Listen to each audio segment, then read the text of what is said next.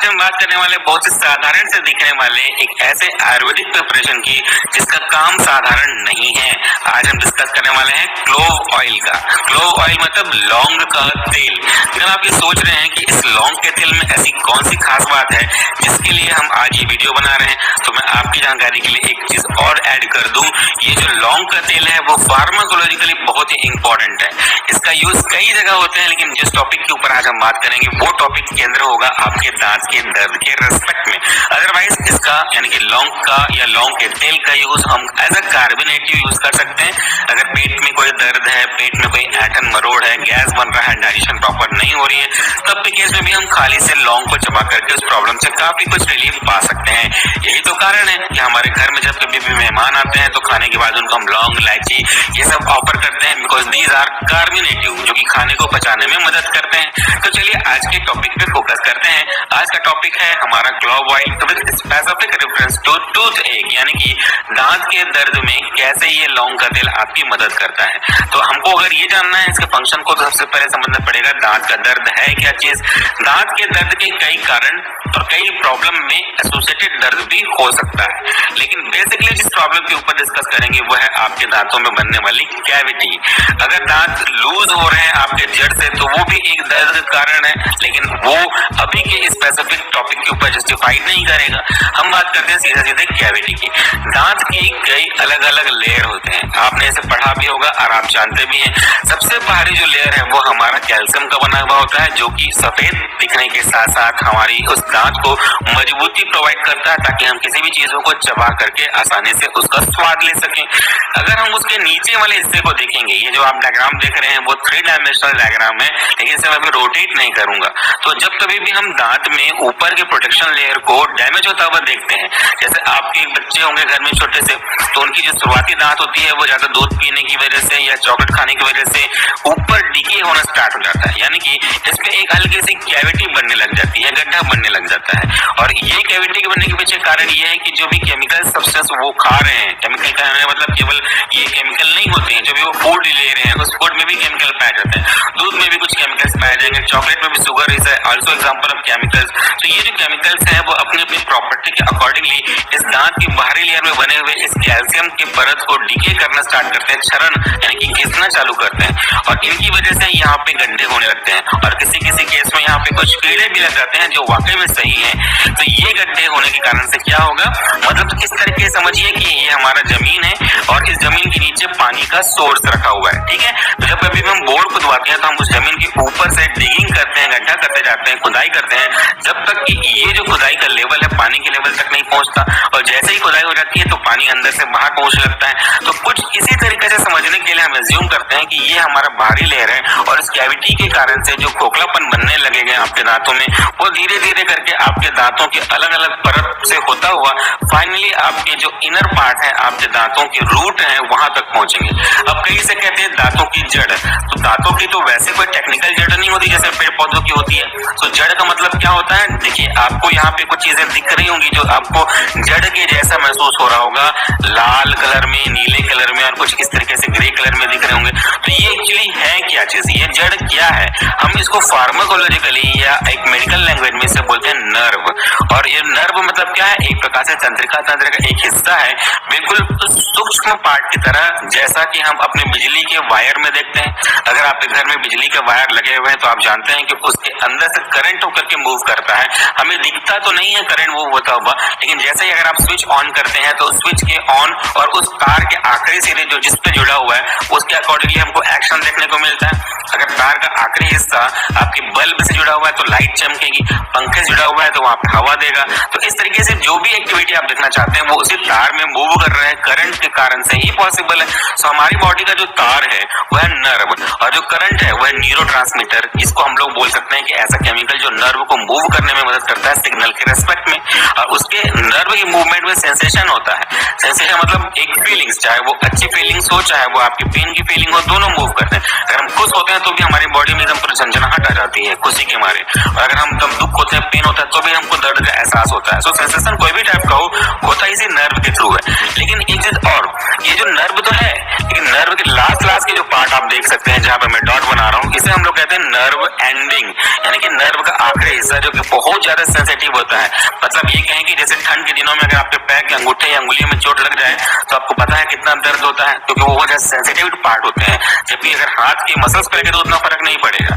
तो जब कभी भी इस कैविटी से होता हुआ कोई भी केमिकल हमारे इस रूट्स तक यानी कि नर्व एंडिंग तक पहुंचता है तो काफी ज्यादा इंटेंस पेन, जिसको हम लोग कहते हैं एकदम तेज पेन, जिसको मैं एक्सप्लेन नहीं कर पाऊंगा, केवल वही फील कर सकता है जिसने कभी न कभी दांत के दर्द को फेस किया होगा। तो उसके पीछे का प्रोसीजर भी समझ लीजिए।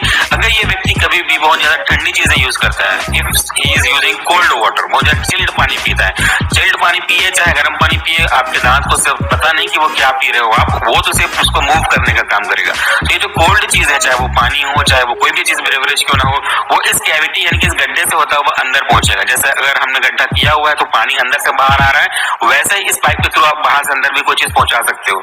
सो ये धीरे धीरे कैविटी से होता हुआ पहुंचता है और ठंडी चीजें आपके इस नर्व के एंडिंग तक टच करती हैं तो नर्व के एंडिंग को बड़ा झटका लगता है। This is called sensitivity. और इसके कारण से आपको कनकनाहट, झंझनाहट जो फील करते हैं, आप टीवी में दिखाता भी है, वैसा हम फील करते हैं। और ये केवल ठंडी चीजों के साथ नहीं होता। अगर इसकी जगह हम कोई गर्म चीज भी ले लें या अल्टरनेटिव ठंडा तुरंत गर्म ले लें, ये दोनों का वाइस वर्सा। जैसे ये कोल्ड हो गया तो इसके बाद अगर हम हॉट ले लें या हॉट के बाद हम कोल्ड ले लें, टू डायरेक्शनल वे में ले लें, तो भी आपकी प्रॉब्लम सेम टू सेम यही होने वाली है। तो अब हमने तो समझ लिया दांत का दर्द होता क्या है। अब इसके ट्रीटमेंट के बारे में भी बात कर लें। ट्रीटमेंट के दो तरीके हैं, या तो आप इसकी कैविटी को फिलअप कर दो, यानी कि गड्ढे जो हैं, जो आपके छेद बन चुके हैं दांत में, इसको हम फिल कर दें। जैसा मैंने कहा कि अगर ये मेरा दीवार है, दीवार में कोई होल है, इसको हम फिल कर देते हैं। अगर हमको बोर से पानी नहीं चाहिए तो हम इस दीवार के बोर के जो मुंह है और रिफाइसिस है, इसको हम पैक कर देंगे। तो जब आप पैक कर दोगे तो सनसनाहट के लिए रिस्पॉन्सिबल कोल्ड चीज है उसके दांत की कैविटी के थ्रू अंदर होते हुए नहीं पहुंचेगी, क्योंकि कैविटी फिल हो चुकी है, गड्ढा जमीन का भर गया है। ये एक तरीका है। इसके लिए हम सिल्वर के अमलगम का यूज करते हैं, but this is not a part of our discussion. दूसरा तरीका क्या है? तो फिर दूसरा तरीका टेम्पररी है।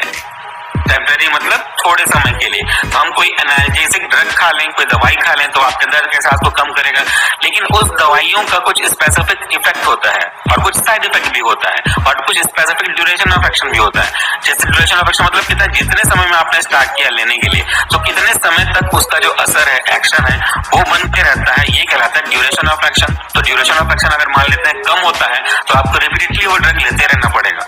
तो और रिपीटेडली ड्रग लेने के कारण से आपको उसकी प्रॉब्लम भी, क्योंकि जो मैक्सिमम एनाल्जेसिक ड्रग है वो है किस कैटेगरी का, वो तो यही है ना, NSAID। और NSAID ड्रग का ज्यादा यूज करना सही भी नहीं है। सो अब हमारे पास क्या ऑप्शन बचता है? अब आपके कुछ सवाल का जवाब देगा आपका ये छोटा सा डब्बा, यानी कि क्लोव ऑयल, जिसकी कीमत मात्र 15 रुपए है, जिसे आसानी से 10 रुपए में भी मिल जाता है। अच्छी क्वालिटी का लेंगे थोड़ा हाई प्राइस में भी जा सकता है। तो ये जो क्लोव ऑयल है वो एक एनाल्जेसिक के साथ साथ आपका लोकल एनेस्थेटिक इफेक्ट भी शो करता है। तो आज का टॉपिक डिस्कशन का बेस होगा आपके लोकल एनेस्थेटिक इफेक्ट पे। लोकल एनेस्थेटिक होता क्या है? देखिए, पहले तो समझना होगा हमको एनेस्थेटिक, नॉट एनाल्जेसिक। एनेस्थेटिक का मतलब होता है ऐसे एजेंट जो कि आपके पेन के परसेप्शन को रिवर्सिबल तरीके से ब्लॉक करते हैं। Now I have used a word reversible, इसको फोकस करिए, यही पूरा मेन चीज है। इसके बिना ये जो डेफिनेशन है वो गलत हो जाएगा पूरी तरीके से। रिवर्सिबल पेन के सिस्टम को ब्लॉक करेगा, इसका मतलब ये है कि अगर किसी पर्टिकुलर पार्ट में, किसी टिश्यू में आपका पेन हो रहा है तो इस पेन के लिए रिस्पॉन्सिबल जो मूवमेंट ऑफ नर्व इंपल्स है, इनको फॉर शॉर्ट टर्म बिंग इस तरीके से ब्लॉक करके रखेगा, आगे जाने नहीं देगा। बट इसका मतलब ये नहीं कि अगर आपने आज लगाया है एनेस्थेटिक तो आपको जिंदगी भर दर्द ना हो या 3-4 दिन तक दर्द ना हो। इसलिए मैंने बोला रिवर्सिबल, ये थोड़ी देर बाद वापस से दर्द के एहसास को धीरे धीरे करने वापस लाना शुरू कर देगा। ये हमारा एनेस्थेटिक। एनेस्थेटिक लोकल मतलब क्या हुआ? अब मैंने लोकल वर्ड यूज किया है। अगर हम किसी रेस्ट्रिक्टेड पार्ट ऑफ बॉडी में से अप्लाई करते हैं, एनेस्थेटिक के दो टाइप होते हैं, एक लोकल होता है और एक जनरल होता है। तो अगर हम किसी particular part of the body में लगाते हैं तो वो लोकल एनेस्थेटिक कहलाता है। जैसे अगर आपके पैर के नाखून फंस गए हैं, गाड़ी की स्टेयर से निकल गई है, तो नाखून खींचवाने से पहले लोकल एनेस्थेटिक देना पड़ेगा। अगर आप दांत निकालना चाहते हैं तो आपको लोकल एनेस्थेटिक देना पड़ेगा। अगर कोई छोटे मोटे टांके लगवाना चाहते हैं, चोट लग गए, तो आपको लोकल एनेस्थेटिक देना पड़ेगा। लेकिन अगर आप ऑपरेट करना चाहते हैं, कोई बड़ा ऑपरेशन करना चाहते हैं, किडनी लिवर ट्रांसप्लांट करना चाहते हैं, तो फिर आपकी पूरी बॉडी को जनरल तरीके से बेहोश करना पड़ेगा। तो लोकल मतलब एक पर्टिकुलर पार्ट और जनरल मतलब पूरी बॉडी पे बेहोश कर दें, वो आपका एनेस्थेटिक है, डिपेंडिंग ऑन द टाइप और साइज साइट और एप्लीकेशन। तो हमारा जो लौंग का तेल है वो बिल्कुल इसी लोकल सेंसिटिविटी को फॉलो करता है। जब हम इसे लगाते हैं तो इस नर्व की सेंसिटिविटी को वो कम करता है। अब डायरेक्शन की बात करिए तो बड़ा कॉमन सा है। आप इस शीशी को, इसके अंदर छोटी सी बॉटल होगी, इसको खोलिए, एक अच्छा सा सर्जिकल कॉटन लीजिए जो साफ सुथरा हो, घर में यूज करने वाला एब्जॉर्बेंट कॉटन हो, उसमें से 1 से 4 ड्रॉप लगा लें, जितना दर्द है उसके अकॉर्डिंगली, और उस रोई को आपके उस दांत की कैविटी में रख दें जहाँ पे वो दर्द हो रहा है।